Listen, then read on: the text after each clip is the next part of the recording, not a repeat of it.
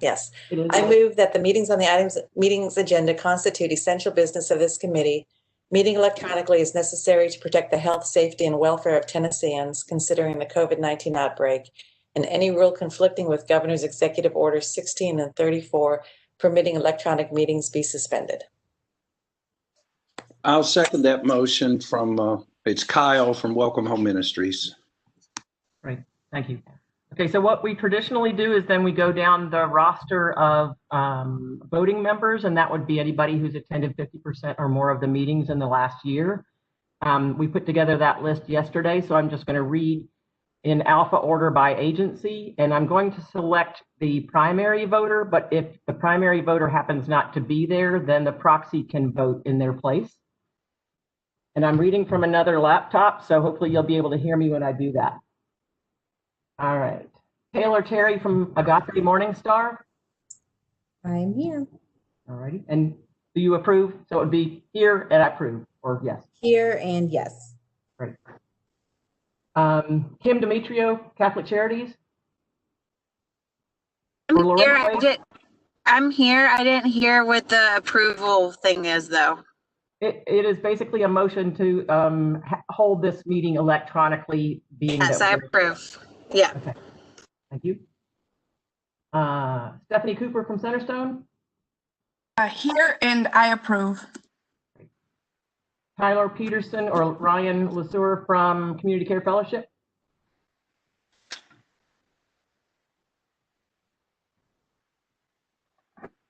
Not present.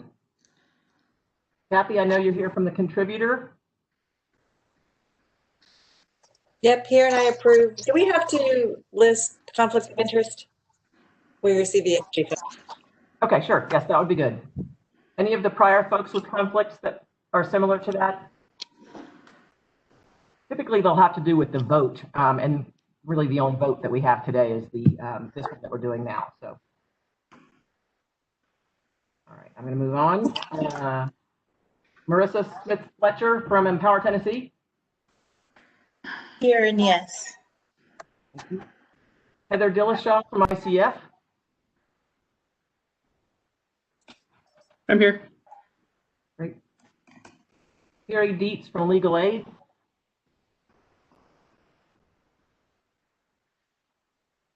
Not present. Mary Catherine Reyes, Mary Parish Center.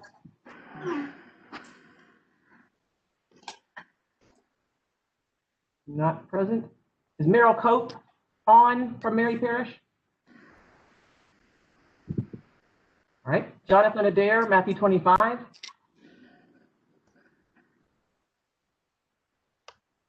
Not present.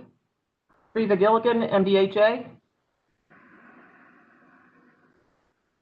I saw you on there somewhere. Friva, are you there? All right. In case you can't be heard, any of you can't be heard, and you really are in attendance, then please, after this meeting, just email me, and I'll give you credit for having attended. Diane Del Chiaro from Mending Heart. Yes, I'm present. Tracy Pekovich from Mental Health Cooperative. Tracy's not, but Kenna Smith is here. All right. From Mental Health Cooperative. So here and yes. Thank you. Julie Becker, Health Department.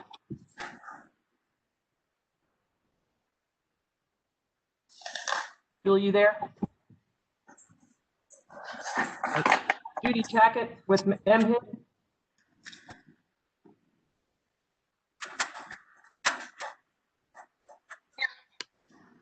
Thank you.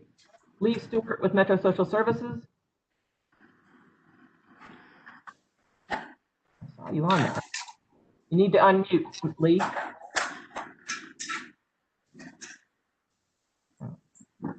Okay, I see you on there, and I'm going to record you as present. Jessica Hope, Nashville Cares.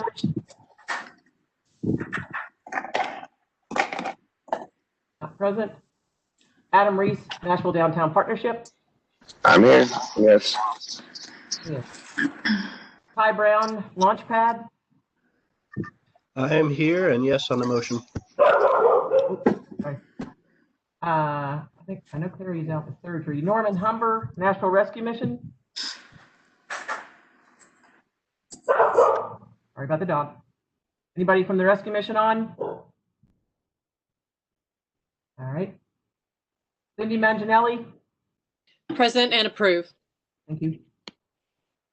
Leanne Wills, Needlink.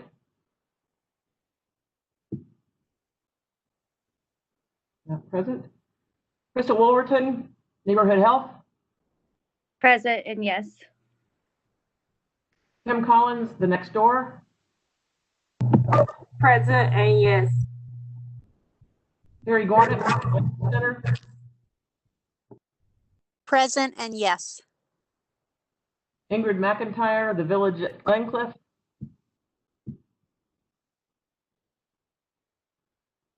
Not present. John Muldoon, Operation Stand Down Tennessee.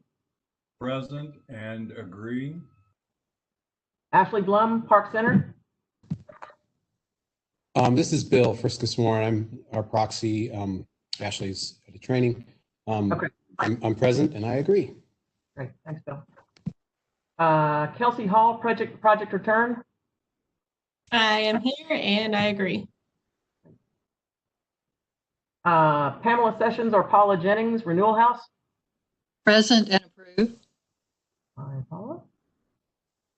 Rachel Hester or Martina Condren, Room in the Inn. Present and approve. Rachel is on, but as an attendee. Okay, thank you. Jennifer Reason, Safe Haven Family Shelter. Or Grant. Hey, Susie, I'm here. Present and approved. Hey, Grant. April Calvin or Jesse Call from the Salvation Army. This is Jesse, present and yes. Thank you. Meredith Jolin, Shower of the People. Present and approved. Maria Abubaker, Streetworks. Present and approve. Did I pronounce that right? How do you pronounce your last name? Abubakar. Thank you. Abubakar. Paula Foster, are you on yet? Just made it in time. Hey, you're sounding a little distant, but I'm glad you're there. Okay, thanks. Matt Preston, United Way. Hey, yeah, I'm here and approved. Tracy Patton, Urban Housing Solutions. Or Quincy.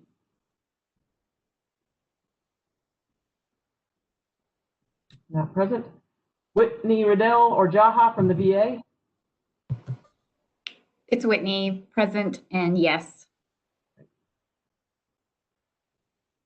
Kyle, you're here from Welcome Home Ministries. Yes? Murray's here also. Yes. Daryl. So yes, approved. Thank you. Hannah Puffer, YWCA. Or Kate? Not present. Steve Ryder. I know several users are calling in. I'm going to go over that at the end. And Brandon can unmute everyone and we can hear who's calling in. I do want to give everybody credit for being in attendance. Tim Leith.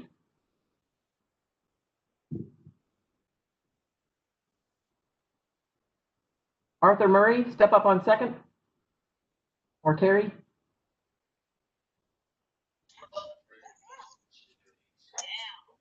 Good morning, this is Terry, and yes, we approve. Hey, Terry. Thank you. I believe that everybody that we have on the voting list. Has anybody sort of come in as of late and is here present and wants to approve the motion for electronic meeting? Yes, Susie, this is Lee Stewart. I'm here and I approve. Hey, Lee. Great. Anybody else who I might have missed?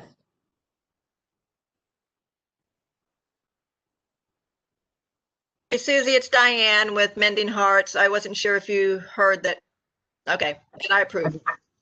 Great, got you, thank you. Okay.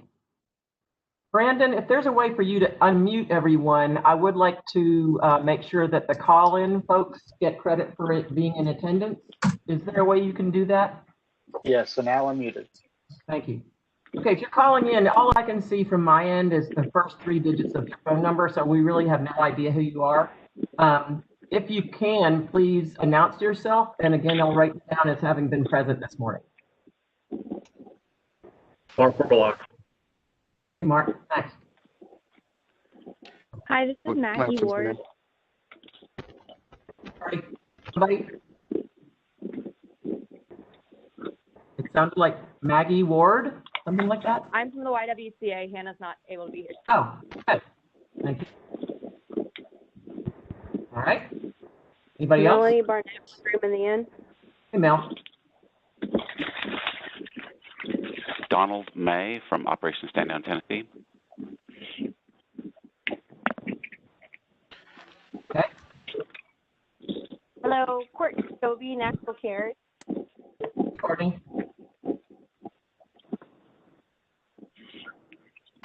Hey, Rachel Cook's here. Sorry. Jeremy McCraw from Neighborhood Health. Thank you.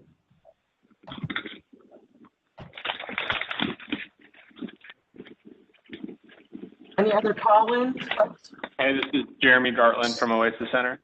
Hey, Jeremy. Thank you. Hey, Susie. Alex Smith is here.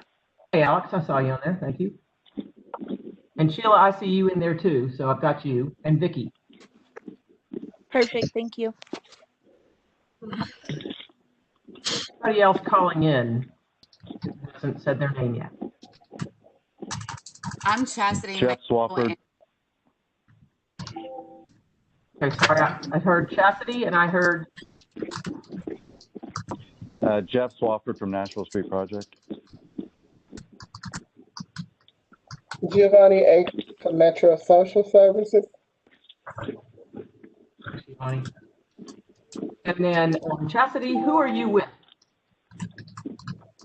Works. Works, nice. Anybody else?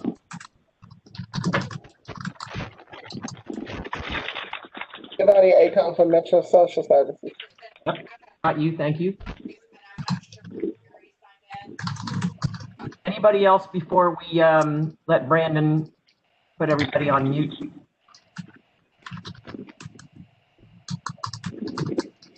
Okay, again, as I mentioned earlier, if you want to make sure you got credit and you may not, have been recorded, or you feel like you may not have been, please do email me this morning sometime and just let me know that you were tuning in, and we'll put you as having attended. So thank you, and that's the roll call. Hey, Susie? Yeah. Would you just leave everybody unmuted, Brandon, so that this is a public meeting? If anyone wants to make a comment, they'll be able to do that. So we don't have to read. Will, you're very, very faint out there, my dear Paula. I'm wondering if there's any way that you can. Hold on, let me get out of here. Okay. Is that any better? Yes, much better for me. Right. Get rid of these for today. We'll see. Good morning, everyone. Sorry I was a little late. Just when you're supposed to be doing stuff, your computers decide that they want to go to sleep and not wake up again. So there you go. Welcome. It's December. It's cold outside, and it's almost time for some hopefully fun times around for everyone, even in this crazy world of COVID. And hope everyone is planning to stay safe and happy this Christmas season. So let's move on and get our stuff going here today. I'm taking over for April today because April, Salvation Army, they're inundated right now with things going on, so she wasn't able to be with us this morning. So I am stepping in to kind of facilitate the meeting this morning. So we've done our roll call, and we have did anyone have any conflict of interest that we needed to disclose? And Susie, what are we voting today? The only vote was the one on the electronic meeting, so I think the conflicts really are moot. Conflicts are moot at this point. All right then. Great. We're going to do our ESG update. I believe Heather Dillashaw may be with us. Is that correct? Mm-hmm. Take it away, Heather. I think she'll need, Brandon, if you could hand to Heather Dillashaw the ball. that will allow her to share her PowerPoint. I think it's called a ball. I don't know what that thing's called, but The name again I need to give it to? Heather Dillashaw.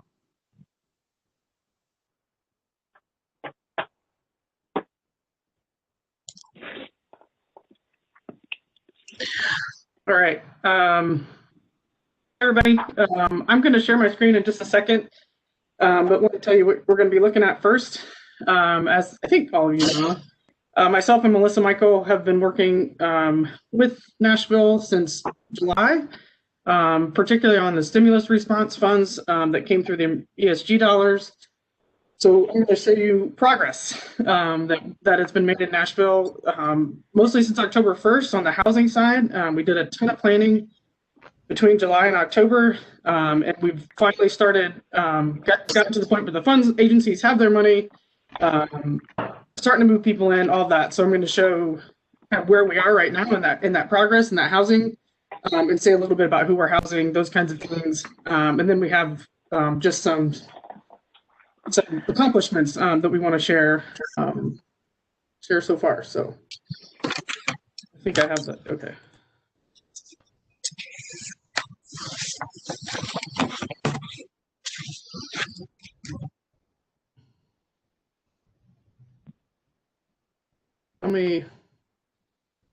You can see this. Yep. See my screen? All right. So the first, what I want to say overall is that the collaboration and the work that the agencies, the housing agencies have done and the outreach agencies have done over the last few months has been incredible. We went from, a fairly disjointed, not super strategic way of utilizing housing funds to a point where providers literally sat down and talked to each other and decided how many people they were going to house and how many people the next one was going to house, so that we would utilize as many of the funds as possible for housing. And they're all working together and meeting at least once a week. Right now, it's more than once a week as we start moving people in. So the collaboration and the capacity building that's happened over the last several months has really been incredible. So that's a huge testament to the work that y'all are doing locally. So as of Monday morning, 17 people had moved into housing.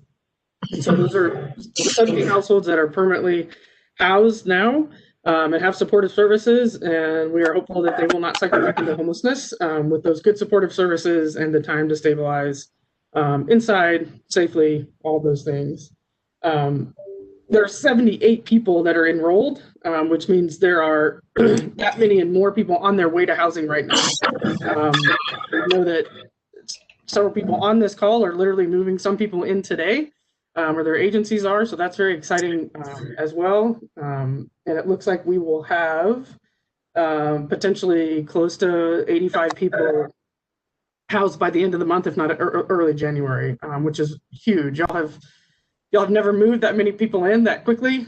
These dollars have almost doubled, and a little bit more than doubled what you were able to do without these dollars. So that's great news. The other piece that we decided was important in the planning process was that these funds should target the most vulnerable, those most at risk for COVID, those most at risk for a number of things, right? So in your priority list of coordinated entry, we've been able to do that. You can see that 42 are chronically homeless, that's huge. It means that we are getting to the folks who have been homeless long term, have multiple barriers to housing, and multiple risks, right? They are the most vulnerable. So it's all really good news. And you're also housing them fairly quickly, and it hasn't taken as long as we thought it might from enrollment to housing. So that's also great to see that our goal was 30 days or less, and right now the average is 13 days from enrollment to housing. So that's fantastic. And we're hoping to keep that up over the next several months. So that's kind of where we are with the ESG dollars. Our goal is ultimately around 400 households moved in with these funds. And so we are on our way. And I expect that, the first quarter of 2021 is going to be a really, really good one in getting folks in, additional landlords coming on board, and getting that really moving in the right direction. And you see some of these accomplishments that we've listed here. You have 38 HMIS participating agencies, also huge jump and awesome. That means that we're going to get an even better sense of data. You've struggled in the past with data accuracy because of not enough of your agencies being in the homeless management information system. So this is a really good thing, going from the 25 agencies that were, now you're at 38. We have a landlord engagement program. We're going to have landlord incentive dollars even in January after that goes through council. So that's really exciting. And the coordinated entry team is now making referrals in real time, right? So it's not just a, hey, this person's on the list and need to be housed one day. It's this person's on the list, they get referred, and they're moving to housing. So it's a really huge shift and really exciting to see the change in the movement on the ground. So that's kind of the overview of where we are. We're also looking at CDBG funds to be used for acquisition and rehab to create additional permanent supportive housing units. It's also really exciting. It's your biggest gap in housing stock for homeless persons, to have dedicated permanent supportive housing units for those folks that need longer term subsidy and support. So that's also huge. Really good things happening to really increase the number of units you have available for the folks that need them, as well as the number of providers and supportive services. So these are all really great strides. So kudos to all of you. You've all been working really hard. And it's really great to see the impact on the ground after several months of really hard work. So Heather, this is involved from Welcome Ministries. I have a question for you. It looks like people are in the average number of days from enrollment to house. It looks pretty good. What do you have any thoughts on the 4 people? It took 22 to 30 days, which doesn't seem as much, but there's one 61 to 180 days. And I'm also looking at that comparing to the length of time homeless as well. I know you have to identify them first, but I'm just kind of curious of those people that it took longer, especially the 4 and the 1 there. What were the hurdles? What's kind of going on there? Do you know? Those were folks that were early on enrolled. So they were early enrollments. So the housing wasn't quite there yet on those early enrollments. The ones that are taking less time, the more of the housing was available. So do we have more participating landlords now? We do. How many units are there outstanding there? Do you know? What do you mean by outstanding? You mean available? How many units are available? I'm sorry. Yes. I don't have the exact number for that. We have 110 units that are at a motel that is moving to long-term leasing. So they're basically SROs, right? So single efficiency apartments for the next couple of years. So there's 110 there. Most of those are spoken for, but there's 110 there. 85 of those ish, between 75 and 85 of those have already been referred out. So there's a few still available there. There's a couple of other motels that are going to leasing as well that we're using some rooms. Dion Trotter and his team at MHED are also working with individual landlords. And I'm not sure what his current number is on the individual landlords, but I know he's getting a few units each week. So I don't know if Dion's on, or Judy or Abigail, you know the answer. I didn't have a chance to read Dion's report before this meeting. This is Judy. It's usually a handful of a landlord that's under 10. This week it was 6. And then one of the keys to that is always that actually by the time he has the lead developed, he moves them very quickly to be filled. So at that point, it's really critical for agencies to fill those units so that the landlord doesn't move on and fill them otherwise. So it really is. That's a good point, Judy. As soon as Dion finds them, like they get filled pretty quick, and that's probably going to continue. We think when the landlord incentives come online and we can really do a landlord push, that will help as well, because we're going to have a risk mitigation fund as well as some rent bridge funds that, for example, if someone needs to move out like mid-month, isn't able to finish their lease, agency, we can make up the difference in the rent before the next person moves in. So things like that will help incentivize landlords to participate. Hey, Heather. So, what are the for the hotels? What is the rent looking like for those places? And do they take Section 8 vouchers? They do not take vouchers because vouchers have to go by HQS standards, and ESG funds do not. ESG habitability standards are different than HQS. So we're able to have more flexibility. So vouchers can't go into the motels that we're using. Your first question was rent. So the fair market rent right now for 1 bedroom and efficiency is $998, I think, $998 for Nashville. Right. So, and the participants have to pay full rent, or how does that work? No, so the ESG funds are paying their rent right now. Ultimately, they will, yes. But right now, they're moving in with deposits and rental assistance coming from the federal funds. But the rental assistance is only for 1 year, right? A maximum of 1 year. That's correct. So we're working on additional long-term strategies for folks with the providers. Okay. Do these hotels include the people with veterans, the veterans with the SDSS funds, whatever that's called? We don't. I just got tripped up on it too. The SSVF folks haven't gotten referrals to these motels yet, so we haven't heard as much from them. But I know that they that is something that the Coordinated Entry Veterans Group is considering about whether some of these may be a good option for some veterans that have had a hard time with higher barrier placements. So the people that we're counting, do they include the people with SSVF funds? Maybe not at that hotel, but are they included in the number of people housed? No, because these numbers are just for the ESG funds, and the SSVF folks use SSVF funds. So we can do the SSVF numbers, but these are just the ESG numbers. Hey guys, so in the interest of time, I want to make sure if you have a hugely pressing clarification for Heather, I want you to ask that. But if not, we can also get your questions answered. If you send your questions to Susie, she'll send them on to Heather, and we can get you answers that way. We have a lot on the agenda today, and I just want to make sure we have time to get it all in. So any other pressing questions or something that we can get answered later, please send it to Susie. All right, Heather, anything else? Not unless y'all have additional questions. All right. Well, thank you, Heather. I want to say again, thank you for all that you've done for us here in Nashville. No question. Was that? Anyway, thank you so much. We appreciate everything you've done.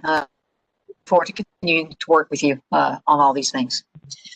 So moving on. Yes. All right. 2020 timeline. Susie, you want to fill us in real quick on that? Yeah, just quickly, there's no news from HUD. It totally depends on any kind of stimulus bill or spending bill in Congress. And if something like that passes, it should include language from HUD that simplifies the FY 2020 competition down to, sort of distills it down to automatic renewals. When I hear something, I will broadcast that to the listener. Actually, Paula, I have something from HUD. Actually, that's not competition related. We are working on, meaning I'm one of the people that are working on some vaccine guidance specifically for homeless populations based on your state plans. So we are actively working on that now and hope to have materials to communities next week with some guidance, questions to be considering, those kinds of things to ensure we're doing everything we can that particularly unsheltered populations are included in vaccine response. Okay, great. Actually, that was a question I had. I wasn't going to ask it on this call, but it's definitely on my list of things I wanted to follow up on in terms of how to make sure that our folks, particularly folks who are in shelters, are prioritized in the response regarding the vaccine. So thank you, Heather. I appreciate that. All right. And also, what about frontline workers in the shelters? Would that be included? Those two. Yep, they're included. Yeah. All of that. We're working at the whole system, the homeless response system, including frontline workers, and making sure they're counted right as priority. Okay. Thank you. Appreciate that.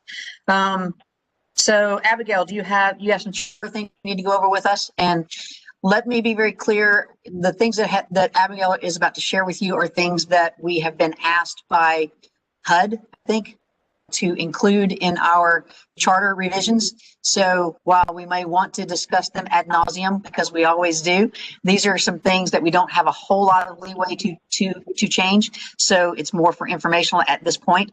When it's time to actually vote on the charter revisions, we'll have a more robust discussion about them. So take it away, Abigail. Yes, hello, thank you. So as Paula said, HUD has given us some guidance on some changes that we need to make to our charter. Just to back up a little bit, the Metro Homeless Impact Division received a grant last year called an HMIS Systems Capacity Grant. And one of the requirements of that was to submit our governance charter to HUD earlier this year. I think at the end of August, we had to have it submitted so that they could check to make sure that we were including everything that needed to be included, particularly in regards to HMIS. We also had to submit our HMIS policies and procedures. So we received a few findings on that process, which, you know, is not really that big of a deal, but just things that we need to get tweaked up.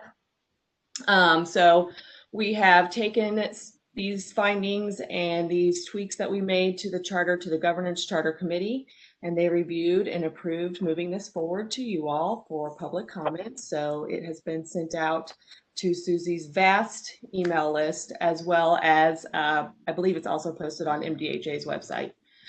So please, if you haven't seen it, take a look and review these changes. If you feel like we have time, Paula, I'm happy to share my screen and just go over them real quickly.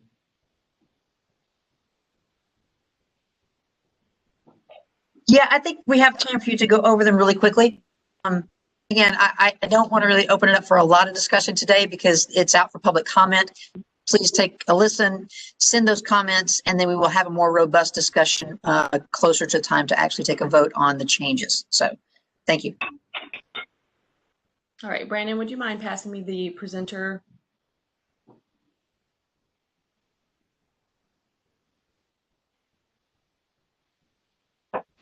What's the name I need to pass? Oh, sorry, Abigail Dowell.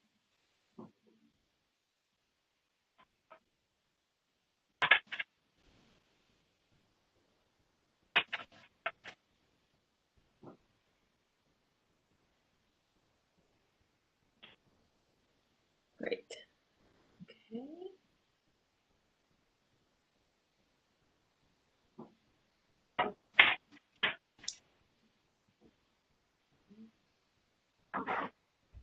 Hold on, no, I thought I had this pulled up ready to go, and then it's not actually there.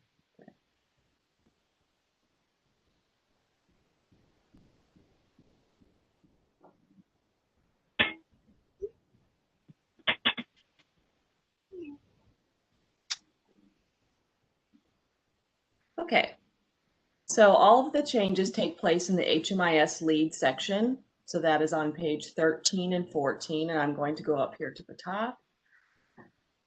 And let me also go through what the actual finding is.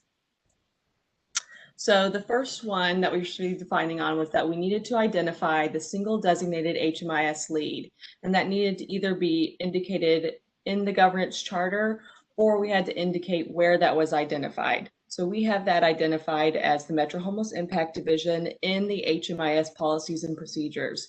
So I've simply added a sentence to tell everyone where you can find that information.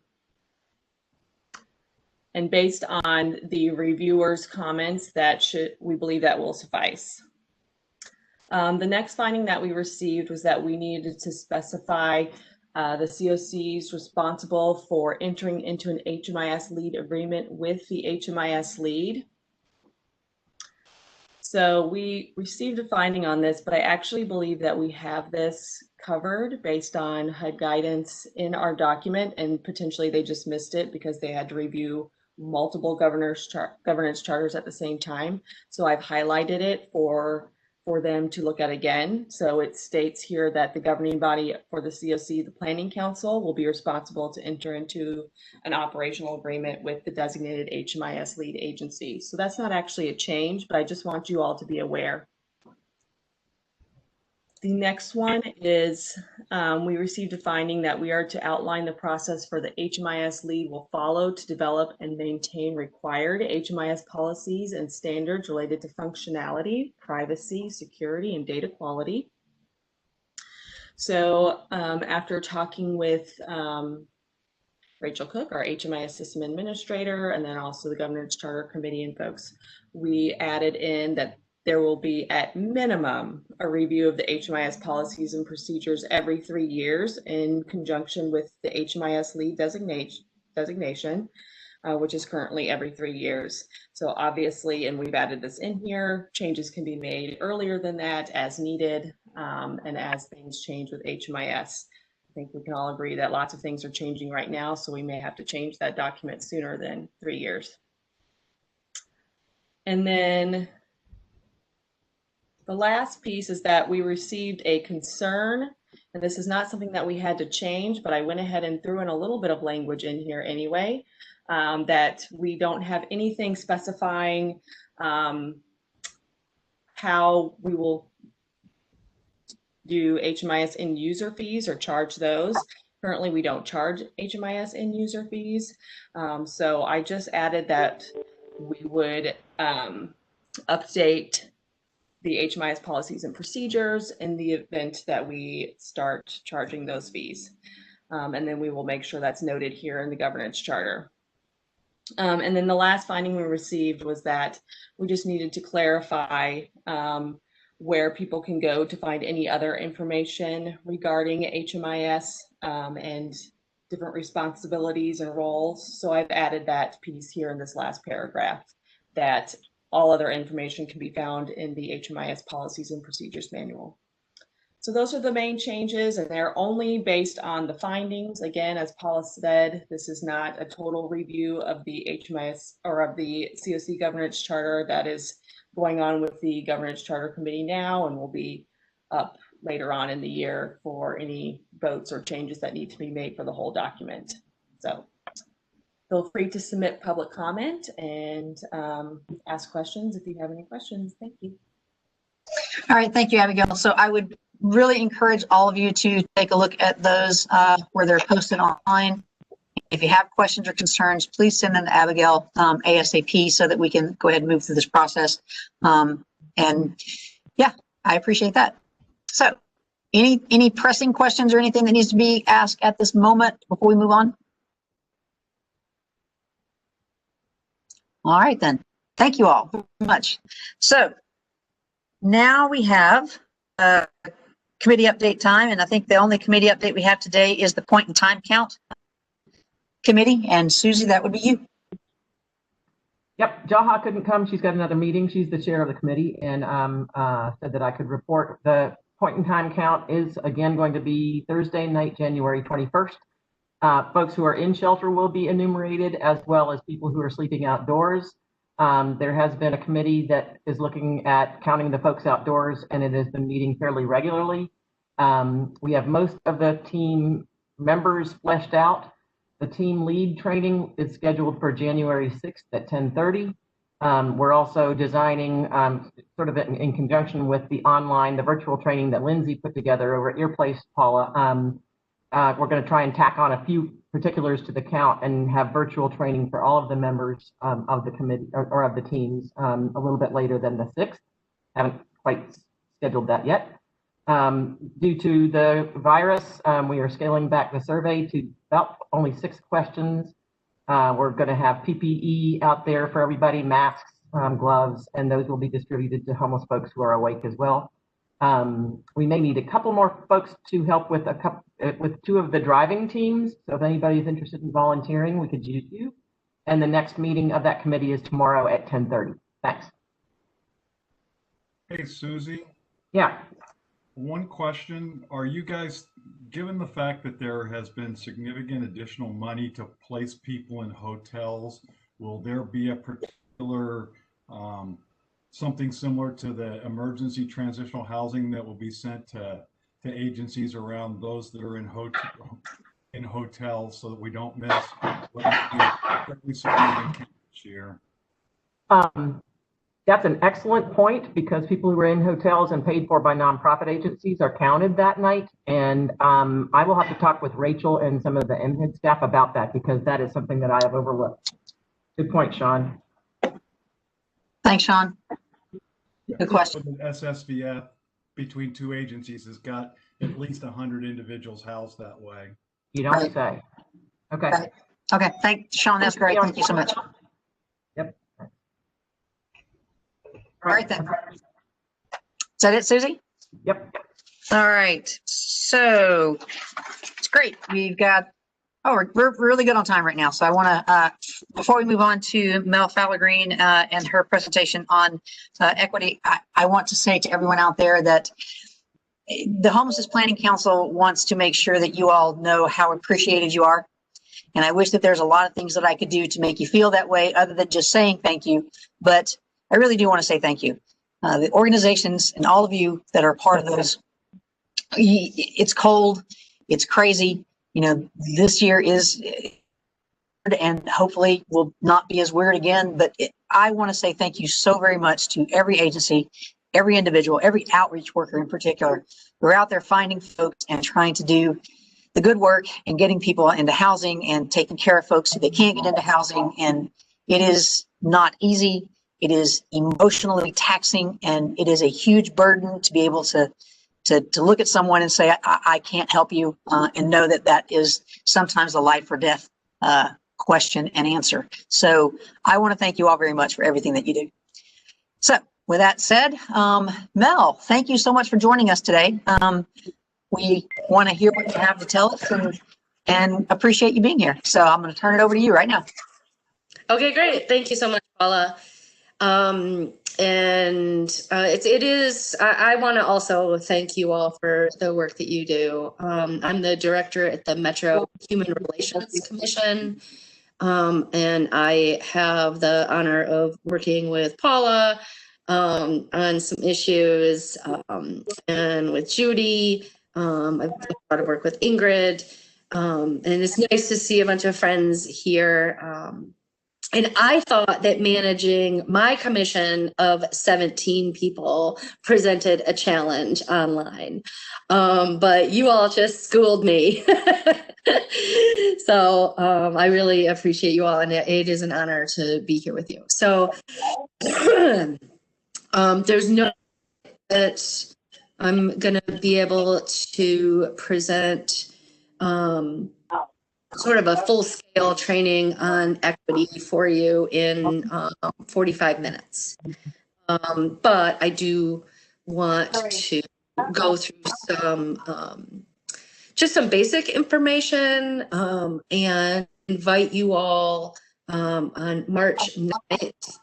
I'm leading a almost full day, but about 3/4 day equity training at the Center for Nonprofit Management.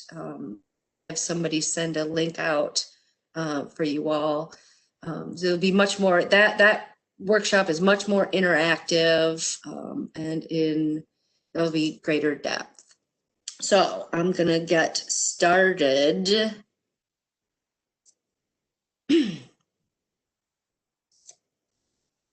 Okay. Let me see if I can do this. All right. So, I assume everybody can see the screen, but if that's not true, then somebody let me know.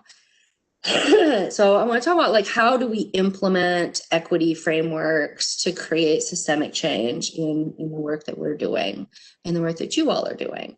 Tiny bit about me. I've been the executive director at Metro Human Relations Commission for about almost 6 years. I was a plaintiff side public interest civil rights attorney for just about 15 years before I took this position. I've taught women's studies, critical race theory, and I teach metropolitan policy and conflict management at Lipscomb. I teach several graduate courses now. And so when we think about, you know, you look at this shifting focus, both like within organizations and culturally, right? Talk about, and then there's, well, now we need to talk about inclusion And equity now is an important focus. And in order to understand sort of what equity means, we might have to, and if we want to implement methods to ensure equity, I think it helps to understand what structural or systemic inequality looks like. And I'm going to start from the premise that there are significant, provable, data-backed disparities that persist, right, in American life.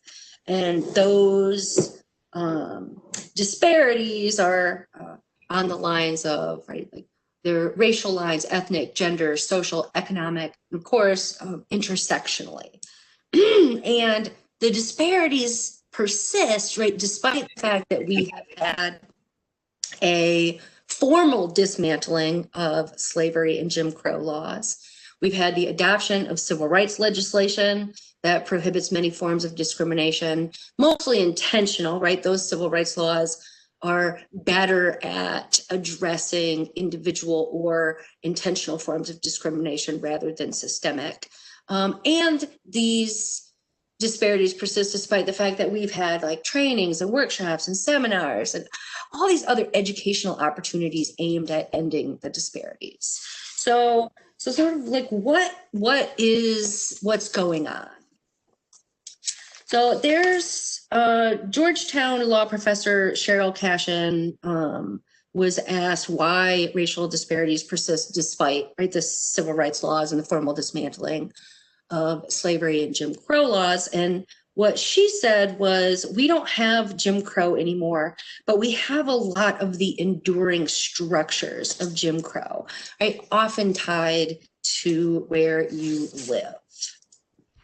So where you live, right, really dictates a great deal of what access you have to resources. To schools, to good schools, healthcare facilities, to supermarkets that have fresh and affordable, healthy food, public facilities, your access to green space, places to work, your transit options, and indeed this your very own like personal safety and your family's personal safety. And then even more than that, right, we know that home ownership has a significant influence on access to resources. Home ownership impacts your net worth, your access to capital.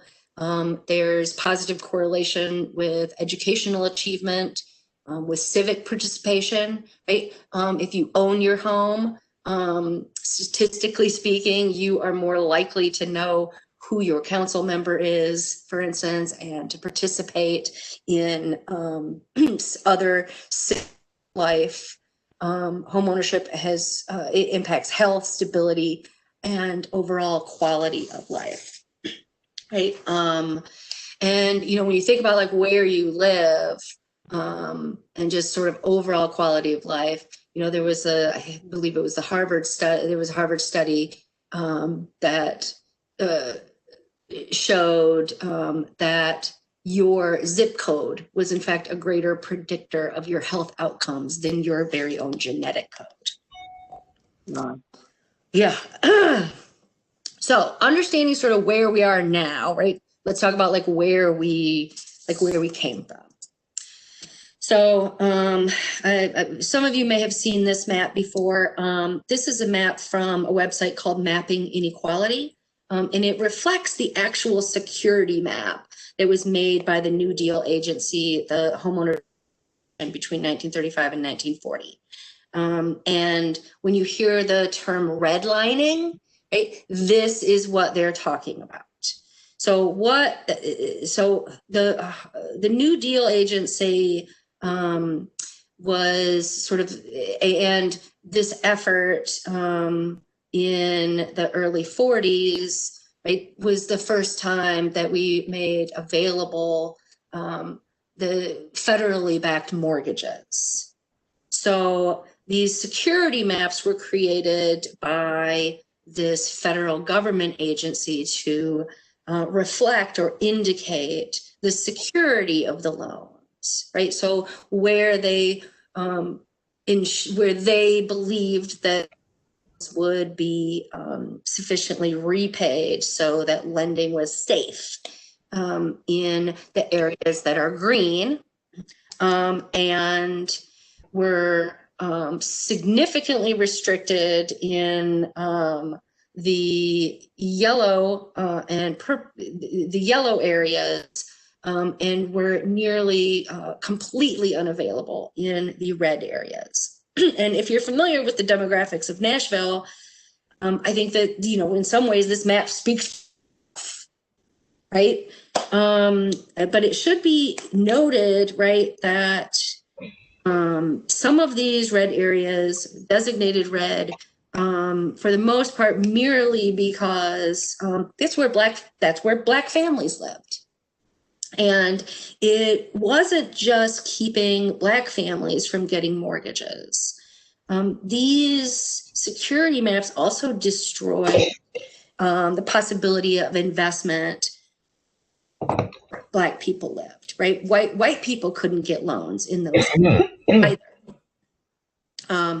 Other services like healthcare, supermarkets, large employers were also dissuaded from investment because getting commercial loans or investment loans in those areas were restricted. Now, despite the fact that these maps were created in the late 30s, early 40s, they had an impact, quite frankly, even today. So even when the federal agencies stopped using these security maps, there's just a whole history of local governments, state governments, and private banks continuing to use these maps or maps like them. And in fact, there are redlining lawsuits, federal lawsuits, challenging what is sort of modern redlining security maps. So in addition to the history of redlining, there are other significant federal, state, and local decisions that have created, embedded, and upheld so racial segregation in housing that had a disproportionate negative impact on Black homeowners and Black families, Black residents. So Reverend Bill Barnes, I think we might all agree, was, you know, one of the strongest moral authorities on the harms of segregation and concentrated poverty here in Nashville. He said in 2001 that there is no way of understanding any of the problems of today when it comes to urban planning, schools, and race relations unless you know something about urban renewal. So in the early 1950s, the federal government focused on clearing areas that they deemed to be slums, and this led to the passage of the Urban Renewal Act. Among other things, the Urban Renewal Act granted local governments the power of eminent domain, right, to take private property for public use. Subsequent lawsuits and changes in the law made it clear that a lot of this land wasn't used just for the purpose of converting the privately owned property into public space or for public use, but also to sell to private owners for use, commercial, industrial, and other residential use, which was bluntly is unconstitutional and was found to be unconstitutional. 3 major projects occurred here in Nashville. Urban Renewal, which, by the way, let me say that Urban also did what we might now call sort of like block grants or to local governments to clear slums. And so these 3 projects here in Nashville: Capitol Hill Redevelopment Plan, the East Nashville Plan, and in Edge Hill. My office, in fact, sits right in the heart of the Capitol Hill redevelopment plan, or real close to the heart of it. James Robertson Parkway was built using the Urban Renewal Grant. And these 3 projects weren't the only ones in Nashville, but were probably the 3 largest. And between 1950 and 1966, by the end of Nashville's urban renewal, it's estimated that there was over 4,000 families displaced, and 66% of them were Black families. And when we compare the rate of displacement and the impact Black residents here in Nashville, the impact was greater on Black families here than in many places in the country. So in addition to public policy, private actors that have engaged in activities and behavior that have kept Black families from home ownership or from living in the neighborhoods of in any neighborhood that they might want to live in. And these include things like restrictive covenants. At one point, people would write into the deed of the home restriction on who the next could sell the house to, right? It's like, okay, I'm going to sell this house to you, but you can't sell it to someone who's Black or to a Jew. And these restrictions ran with the deed. They too have been found unconstitutional and are no longer enforceable. But interestingly, if you troll the deeds here, you will find all kinds of deeds that still have in their language these restrictive covenants, even though they are no longer enforceable. Blockbusting, if you've ever, I'm a theater nerd, so if you've ever seen the play Raisin in the Sun, that's a good dramatization of blockbusting. Blockbusting basically is fear, most often racial fear, to get white homeowners to make decisions that are to the benefit of real estate agents or to prevent Black families from moving into white neighborhoods. And it still happens today. Perfect example.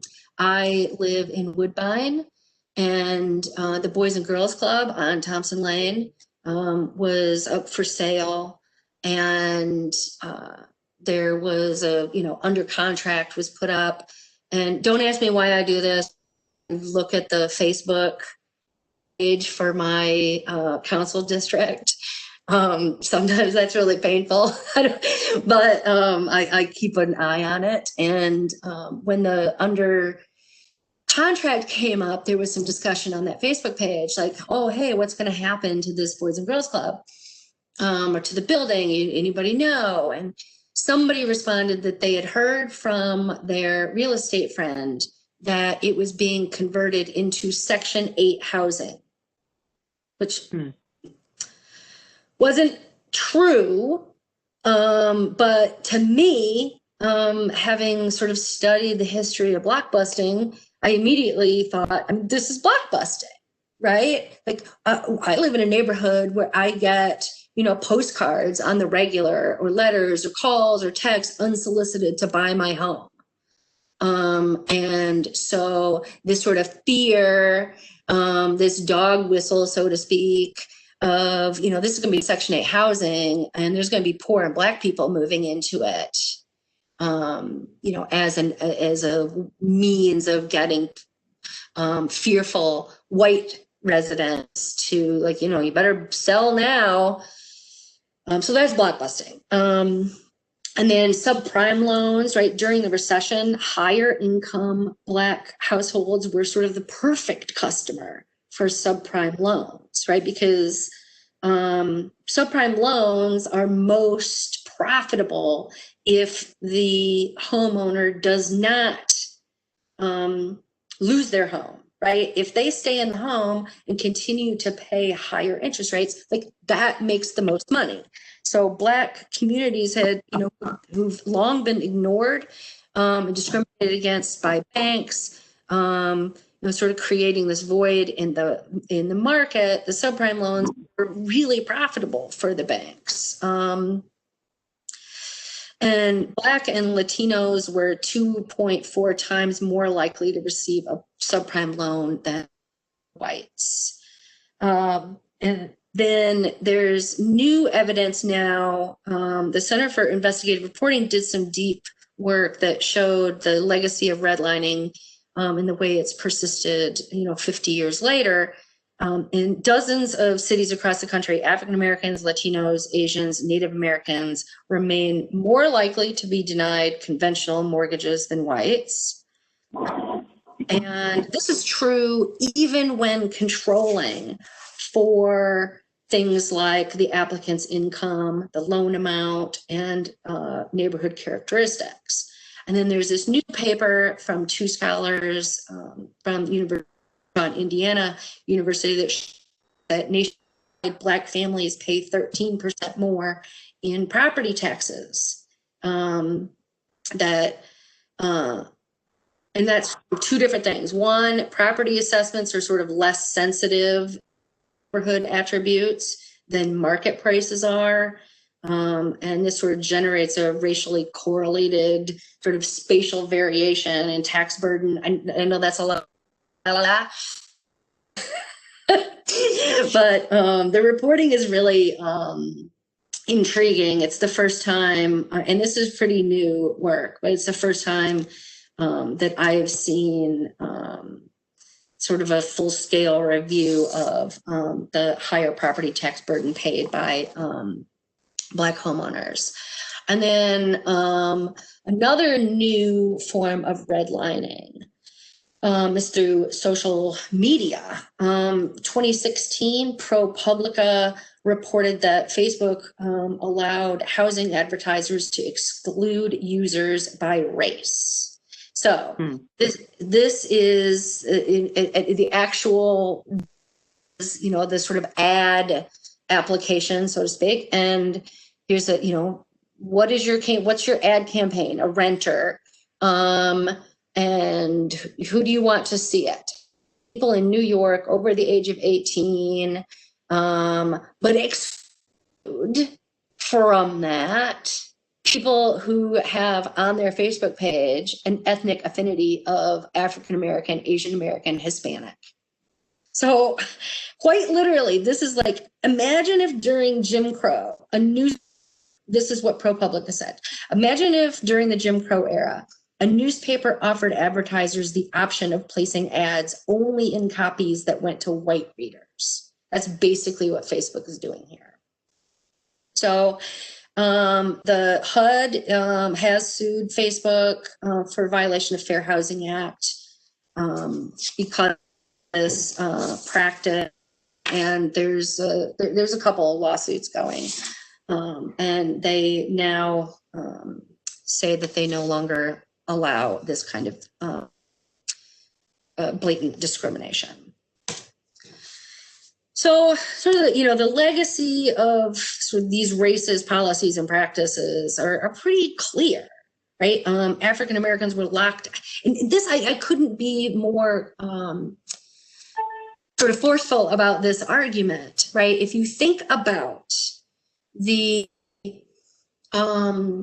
wealth building opportunity of home ownership after the Second World War, and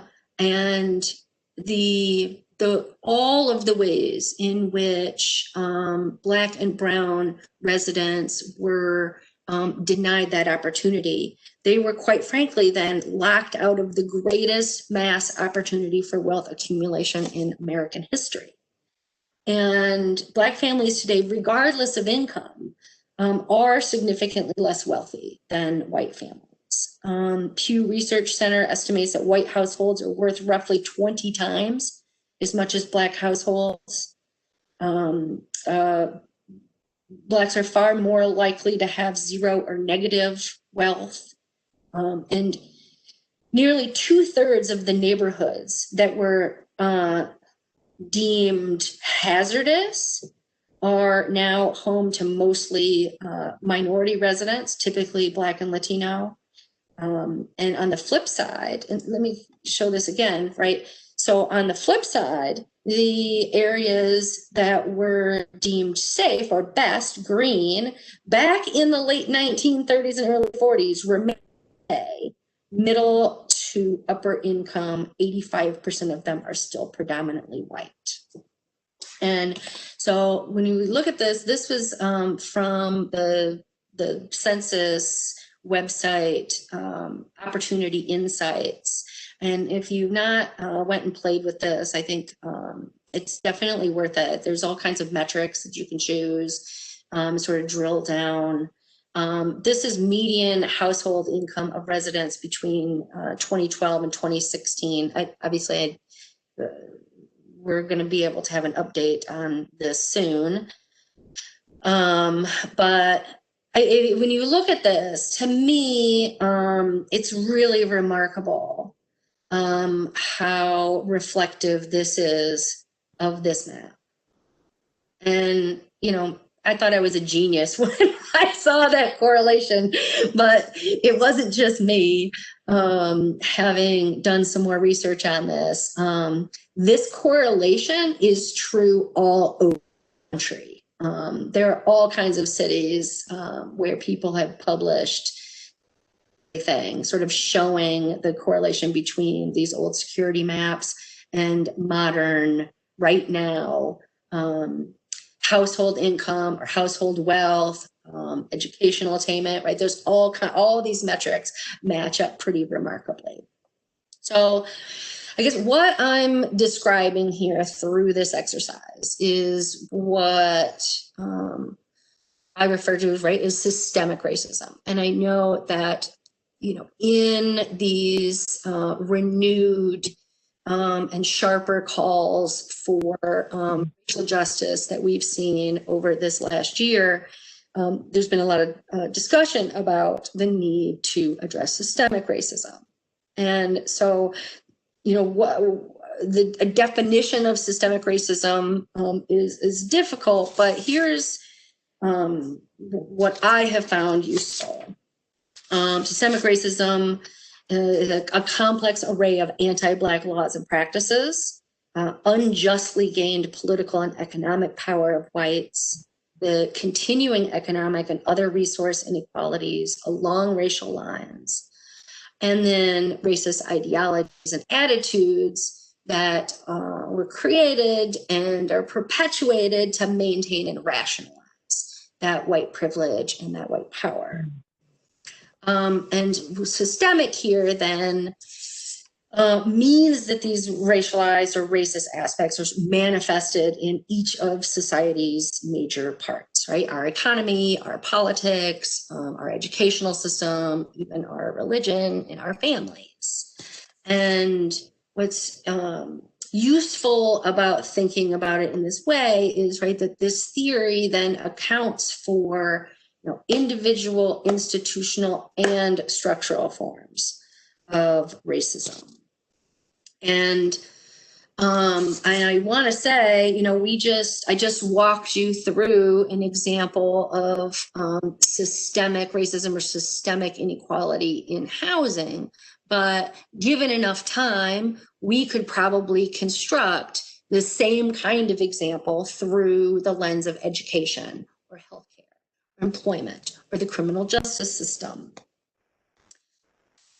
So hold on, let me check my time.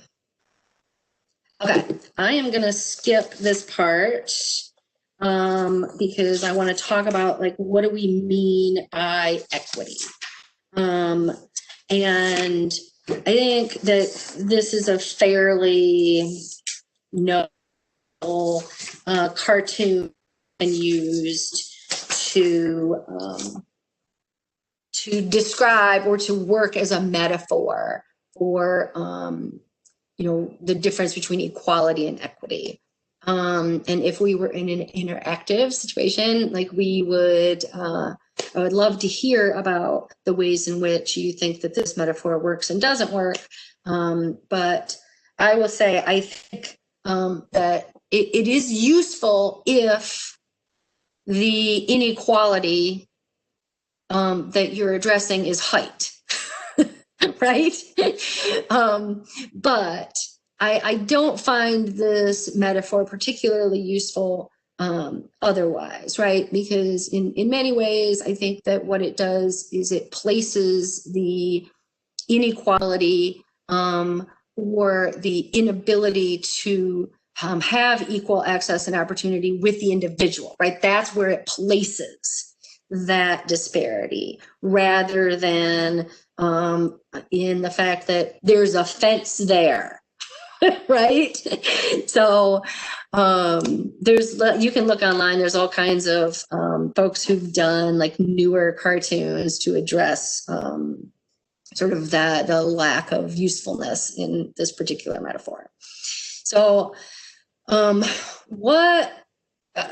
equity, another concept that's hard to define, but here's a definition that I and we at the commission find useful, right? Equity is the intentional and transparent distribution of resources and power in order to address and remedy historical and systemic inequality, both intentional and unintentional.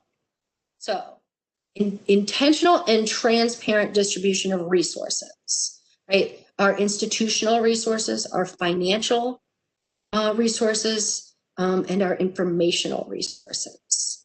And of course, the distribution of our power, right? Who has not only a seat at the table, but who actually has the ability to make decisions about the distribution of those resources.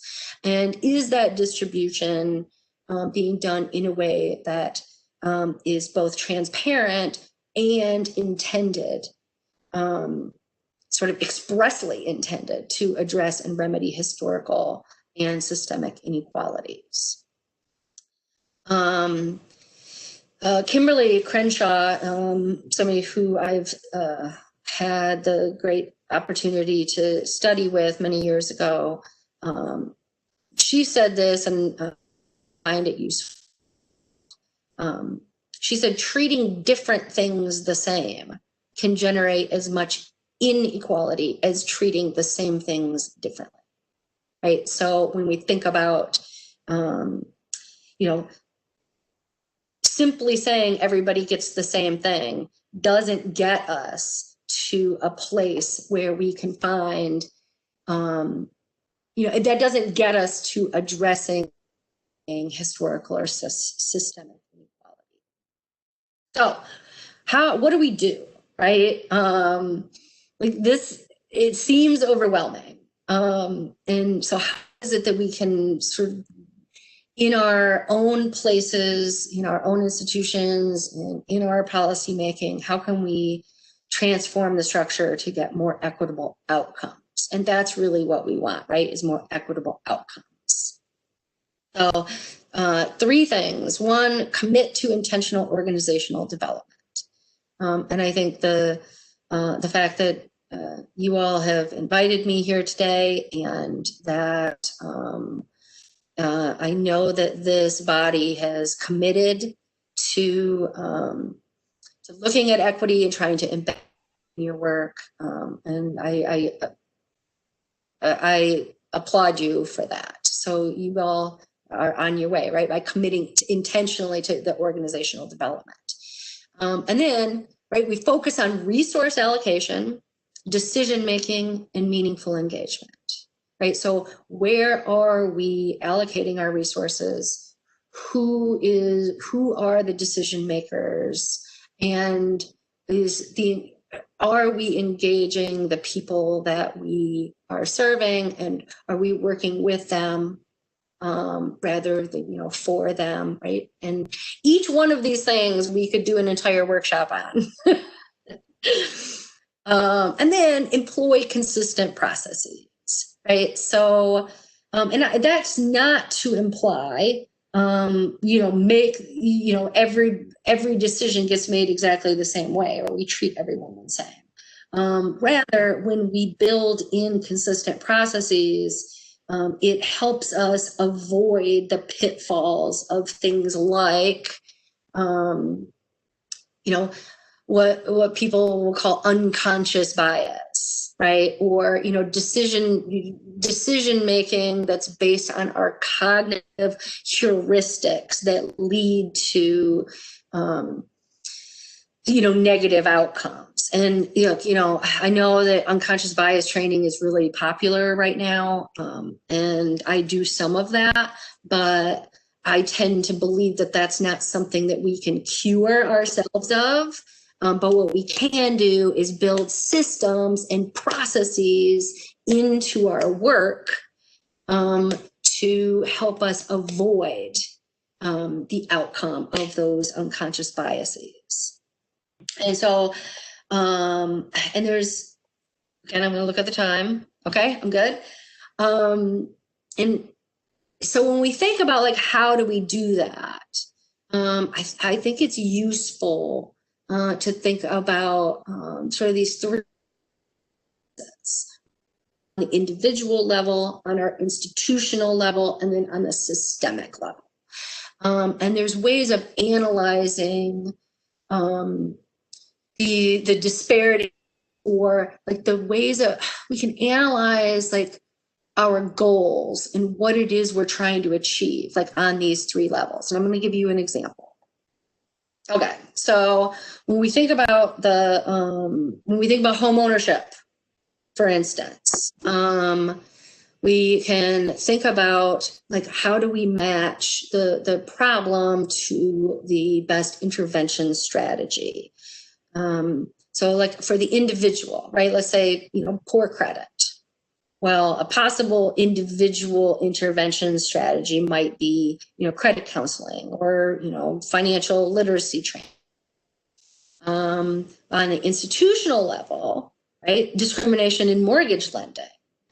And so, credit counseling and financial literacy is not going to solve the institutional discrimination in mortgage lending. So intervention strategy may be, right, more community banking and better enforcement of the civil rights laws and anti-discrimination laws. But even the options for community lending and better enforcement isn't necessarily, to my mind, going to solve the sort of structural problem, right? And this, I think, is sometimes controversial to people, but I don't think for this particular body that it's going to be controversial, right? The problem in many ways that we face today, right now, is houses are commodities, right? They are something to be bought and sold to make money on. So, there's a sort of displacement, the gentrification, and the affordable housing challenges that we face, in large part, are not only impacted by decisions made by policymakers, but just the market forces in which, structurally we view houses as commodities. And so what is a possible solution? Of course, I would argue a systemic change to viewing housing as a human right rather than merely an investment. Another useful tool to embed equity into the work that we're doing is what's called an equity lens. And basically an equity lens is a set of questions that you're going to ask when planning, developing, evaluating a policy program or a service. Is process, right, for diagnosing the impact of the design and the implementation of the policies, and to help you identify and diagnose, the barriers, to help eliminate those barriers. An equity lens can help us, right? When I said, having these consistent processes to interrupt and remove biases. Embedding an equity lens can also help sort of reprime our brain to asking questions that then lead to more equitable outcomes. It may force us to ask questions that we might not have otherwise thought to ask. An equity lens applied consistently can increase transparency and accountability.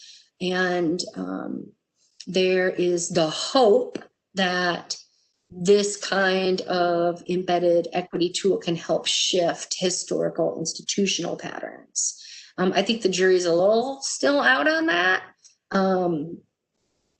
because the organizations and municipalities and even states now that are starting to apply equity lenses to their resource allocation and decision making is still relatively new. So, but what we have seen from the ones that have done this the longest, there have been some discernible population level changes.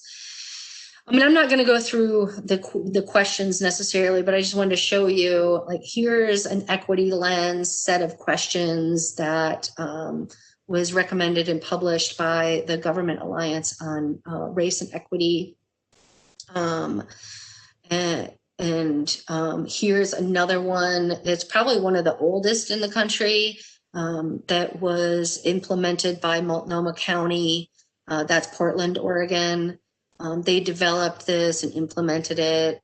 It will have been about 6 or 8 years now. So they have some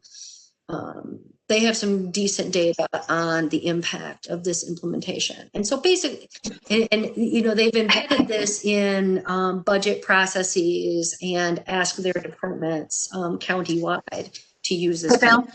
Yeah, it's Paula. It's about 11:26, and I hate to cut you short. Section, right? Look at that. It happened just right then.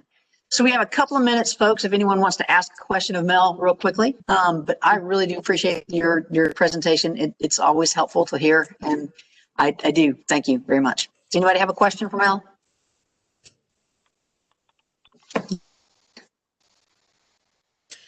Well, thank you all. I know that was like a lot of stuff.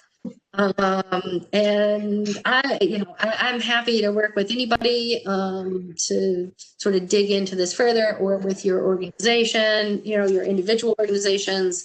And I'll pass on the link for the workshop. And I think it does cost money, but I'm happy to come talk to your organization for no money. Well, that's what we all like to hear. No, that's a great offer. I appreciate that. All right, then. So one piece of information that I have to share with folks before we get off, and then I'll open it up for any other announcements, is that Open Table's annual Homeless Memorial will be held this Saturday. We will be live streaming on Facebook Live from the Riverfront. Please do not show up at Riverfront. We are trying to make sure that we abide by the city's requests for small numbers in terms of gatherings. And so only the folks that will be speaking and presenting will be present. But please do tune in via Facebook Live for that event. It's at 10 a.m. on Saturday. Again, please do not come to Riverfront, but please do get on Facebook and be part of that memorial service with us. Does anyone have any other announcements that need to be made? Hi, Paula. This is Carrie over at Hey, Carrie. Oasis. I just have a quick announcement I'd like to share with everyone. Our outreach team, so our outreach service center, we are unable at this time to do any new in-depth case management or housing navigation. We are still doing safety planning. We are still entering young people into coordinated entry and doing basic needs for resources and as well as counseling, but we are unable to take on new case management or housing navigation at this time. So just wanted to share that. We have onboarded 3 new case managers and are looking at ways that we can make more manageable caseloads so that we will soon be doing some more case management again. Thank you, Carrie. More updates coming soon. Thank you. All right, appreciate anybody, anything they need to share with us before we move to adjourn? All right, then. Again, thank you all very much, each for what you do out in our community. I really appreciate it. I know everyone else does as well. So if there are no further announcements, I would entertain a motion to adjourn. So moved. Kyle Duvall, welcome home ministers. Thank you, Kyle. Do I have a second? Stephanie Cooper, Centerstone, I second.